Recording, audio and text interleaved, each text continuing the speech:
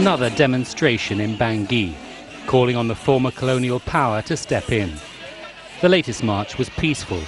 On Wednesday, they'd thrown stones at the French embassy and torn down the flag. President François Bozizé apologized for that, but he repeated their call.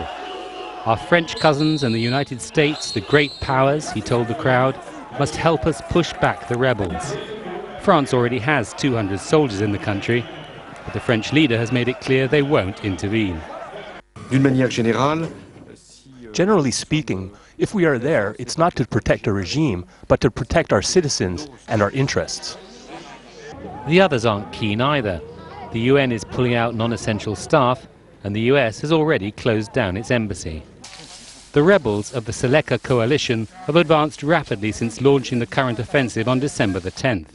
They've captured 4 regional capitals, including Ndeli in the north, Bambari in the nation's centre, the mining hub of Bria, and just on Tuesday, the western town of Cagabandoro. Some reports now put them just 75 kilometres from the capital. The rebel coalition emerged from a series of armed groups that signed separate peace deals in 2007 and last year. Now they accuse the government of going back on its word. They were supposed to get money and also to benefit from reinsertion programs.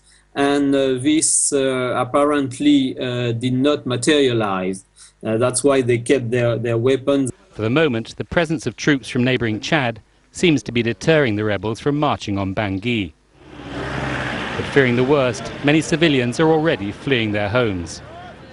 They flee to their fields, which means they basically go next to their crops and just stay there without any shelter and with the minimal drinking water that they can find in the area, and with a bit of food. It's dire conditions. The Central African Republic has seen waves of displaced people before.